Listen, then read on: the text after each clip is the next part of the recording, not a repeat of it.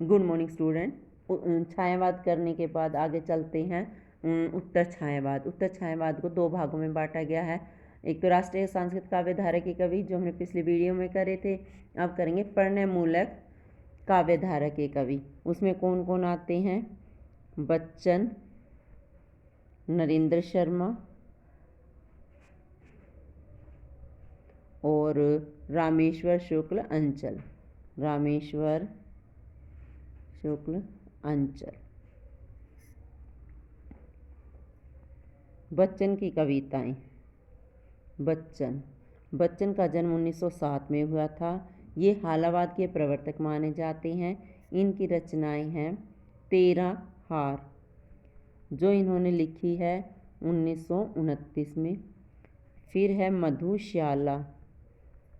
मधुशाला लिखी है 1935 में। फिर है मधुबाला इन्होंने लिखी 1936 में। फिर है कलश लिखी इन्होंने 1937 में। फिर है निशा निमंत्रण वो लिखी 1938 में। फिर है एकांत संगीत 1939 में। फिर है आकुल अंतर ये 1943 में। फिर है संत तरंगिणी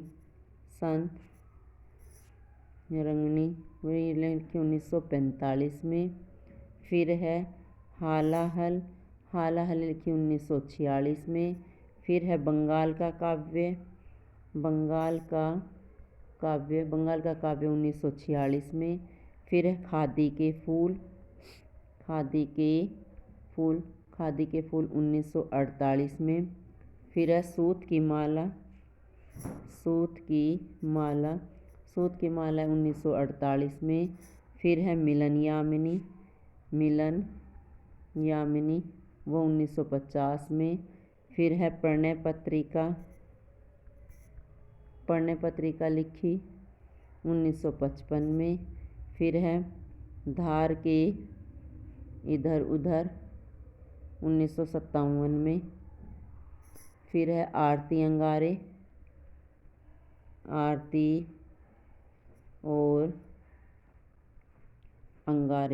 अंगारे लिखी 1958 में। फिर है बुध और नाचघर 1958 में। फिर है त्रिभंगिमा लिखी 1961 में। फिर है चार खंबे 64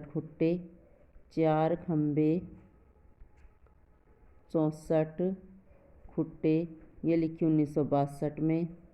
फिर है दो चट्टानें 1965 में। फिर बहुत दिन बीते 1966 में। फिर जाल समेटा ये 1973 में। ये थी बच्चन की रचनाएं। अब आगे करते हैं नरेंद्र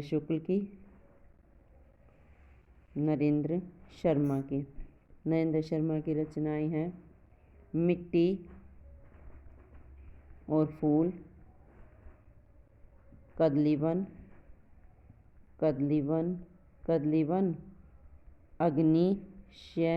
अग्निशय, द्रौपदी,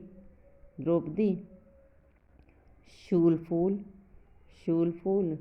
रक्तचंदन, उत्तरजय।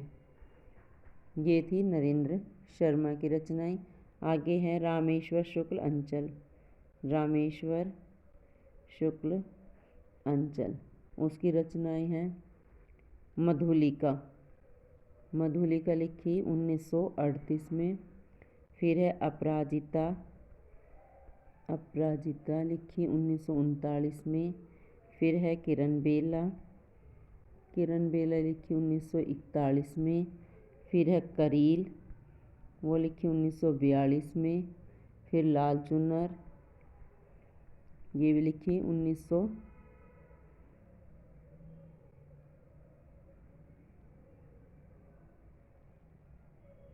लाल चुनर 1942 में। फिर है वर्षा के बादल 1954 में। फिर है विराम चिन्ह लिखा 1957 में।